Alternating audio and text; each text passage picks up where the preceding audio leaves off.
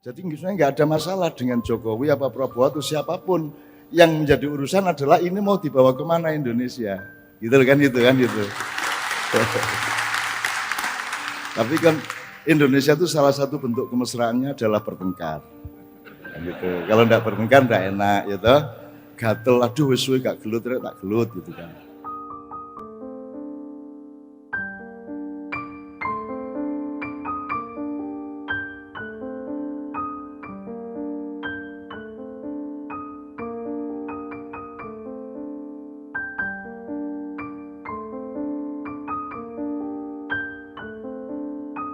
Saya tidak akan mengucapkan Assalamualaikum kepada Anda semua dengan sejumlah pertimbangan.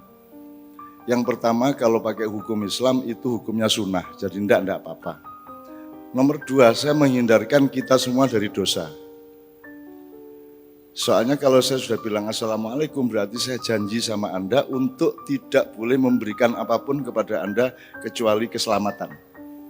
Keselamatan kata, keselamatan perbuatan, keselamatan komunikasi, apapun saja dalam segala urusan saya harus memenuhi Assalamualaikum. Nah, kalau sudah saya Assalamualaikum, semua yang mendengar jadi wajib. Menurut Islam wajib membalas janji itu Waalaikumsalam.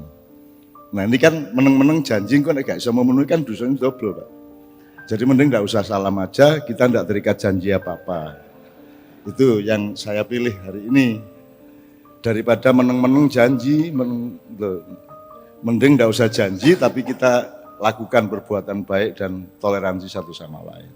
Apalagi Assalamualaikum itu kalau lengkap, itu berarti tidak terbatas individu. Sebab salam alaikum itu kan from us, dari saya ke Anda, dari Anda ke saya. Tapi kalau sudah warahmatullahi wabarakatuh itu dari Tuhan, ada transformasi, rahmat dijadikan barokah. Jadi jangan sampai rahmat Tuhan ini tidak menjadi barokah. Nah, antara rahmat barokah ini kalau pakai ilmu sosial ada potensi, ada aktualisasi. Ada input, ada output, kan gitu. Nah, antara potensi dan aktualisasi, antara input dan output, antara hulu dan hilir, antara rahmat dan barokah ini kan ada sistem, ada ilmu, ada kurikulum, ada policy, ada negara, ada kabinet. Jadi urusannya kan panjang, Pak. Mending enggak usah janji aja gitu. Jadi kita enggak usah cari-cari perkara untuk bikin dosa yang gitu loh kalau saya. Terus enggak usah ketok-ketok, enggak usah dilihat-lihatkan lah niat baik itu pokoknya dilakukan aja. Ini kan kita sekarang kan terlalu ingin memperlihatkan. Untuk supaya kelihatan orang Islam kita takbir, Allah Akbar, itu kan tadi kakian taek lah arek-arek. Kakiannya nyun sewu, waduh keluar Jombang saya gara-gara menterinya orang Jawa Timur, jadi mulut saya kurang terjaga.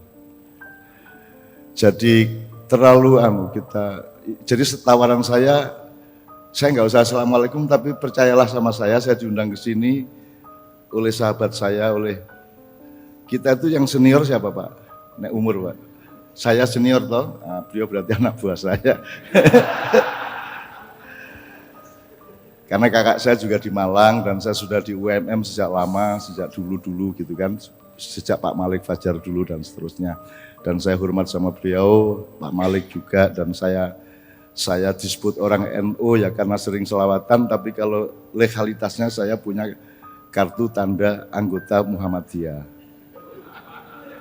Saya SMP Muhammadiyah, SMA Muhammadiyah dan saya pernah punya kartu betul di Muhammadiyah. Cuman kedua-duanya kurang mengakui saya gitu. Ya enggak ada masalah. Itu yang pertama seperti itu. Jadi terserah Anda tapi pokoknya intinya saya ke sini semua yang saya lakukan dengan Kiai Kanjeng itu harus merupakan transformasi dari rahmat menjadi barokah. Rahmat itu apa? Rahmat itu bukti kasih sayang Tuhan yang dikasih ke siapa saja tanpa batas, tanpa kriteria, tanpa parameter, itu namanya rahmat. Jadi apa saja, siapa saja dikasih, maling dikasih, orang jahat dikasih, semua dikasih. Ya.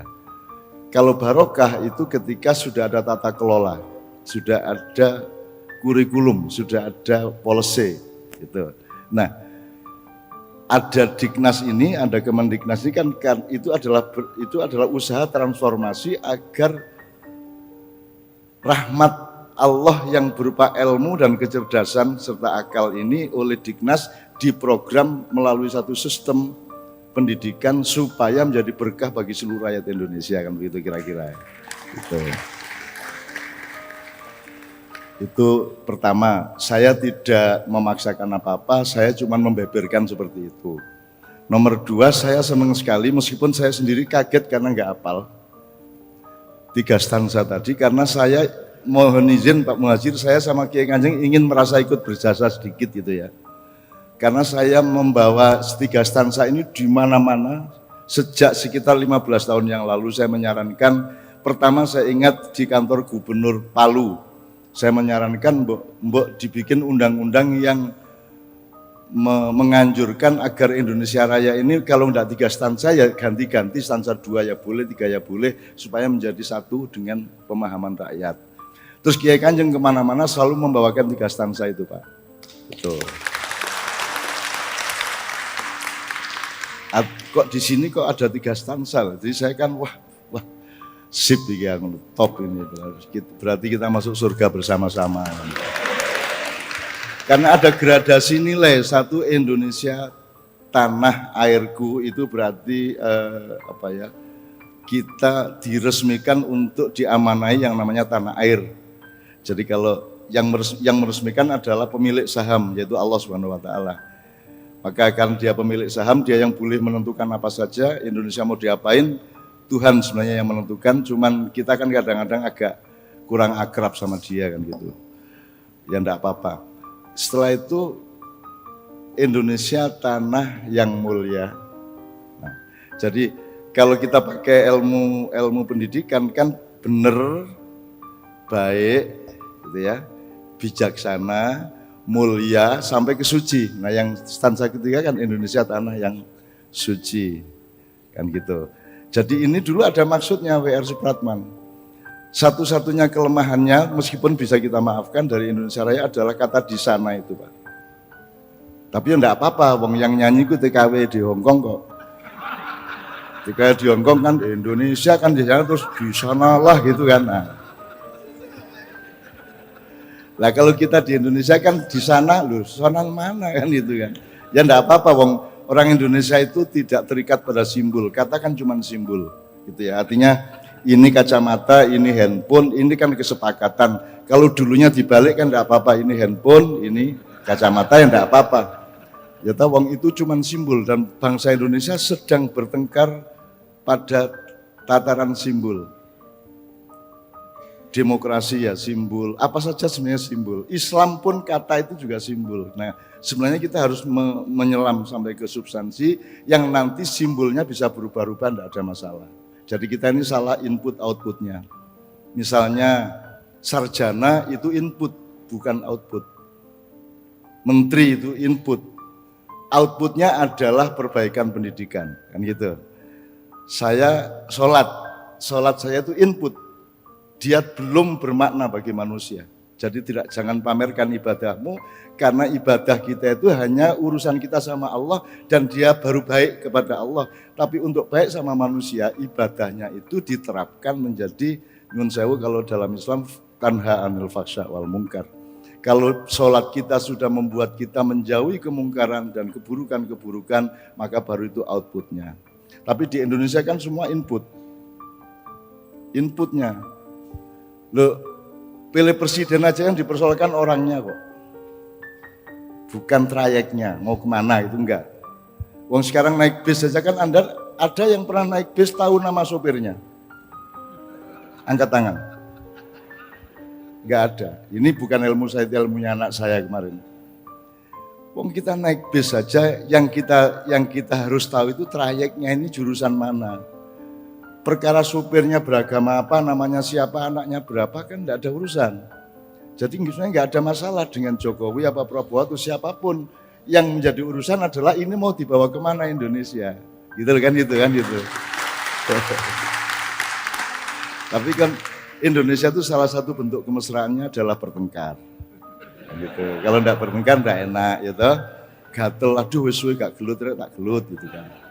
Istri suami aja kalau ndak paidu-paiduan, minggat itu kan bentuk kemesraan. Ya. Jangan dipikir wanita minggat itu dia ingin pisah, dia ingin dijemput. Betul enggak? Betul Pak ya? Jadi kalau minggat, iya pengalaman Pak. Jadi lari dari rumah sambil noleh-noleh, lu gak diuber ya. Kira-kira gitu, oke. Oke, jadi input output tadi sudah Pak ya, jadi potensi aktualisasi. Nah pendidikan kan begitu Pak, pendidikan itu kan potensinya dari Tuhan. Aktualisasinya kita yang menentukan. Misalnya Tuhan kasih padi, mau dijadiin apa? Mau jadiin beras nasi, apa mau dijadiin output inputnya dari Tuhan itu ketela, manusia yang bikin sistem untuk menghasilkan output atau aplikasi atau aktualisasi. Apa ketela itu menjadi gedok, apa menjadi krepek, atau menjadi sawut, menjadi monggo gitu ya. Nah, urusan Dignas adalah dia menciptakan sistem atau mesin budaya, mesin akal, mesin kecerdasan, dan mesin rohani untuk supaya beras ini menjadi nasi, tela menjadi gedok, dan sebagainya. Nah, potensi anak didik itu kan masih tela Pak, masih padi. Nah sekarang masalahnya output pendidikan ini siapa yang menentukan sebenarnya? Kalau mau kembali ke Musahim itu Al-Musahim itu Allah yang maha pemilik saham. Ya dia yang bikin, mestinya dia yang kita tanya dong. Ini karpe sampean maunya Tuhan menciptakan si A ini disuruh jadi apa, kan gitu mestinya. Tapi kita kan nggak pernah Pak. Dari 3 kongres kebudayaan kemarin Pak, semua hasilnya itu tidak ada satupun kata Tuhan. Tidak pernah. Sampai lihat National Geographic, kagum kepada alam semesta, coba tunggu ada satu kata Tuhan, tidak ada. Jadi Tuhan itu saya itu kadang-kadang kasihan juga.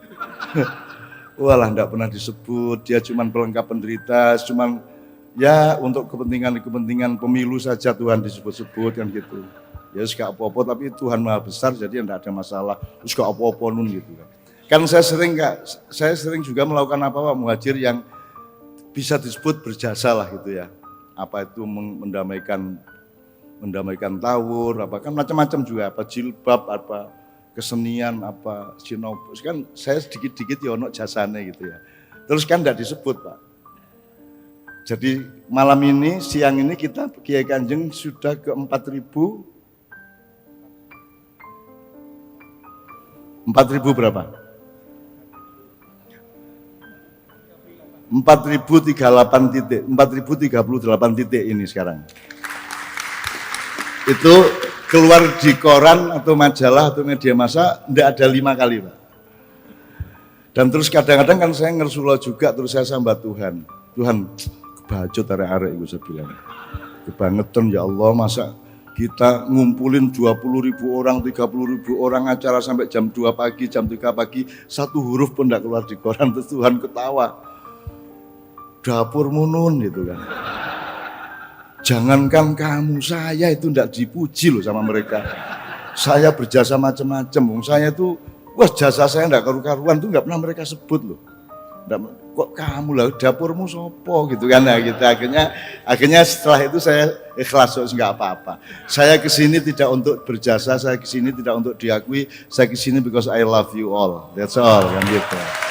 Tuh, oke.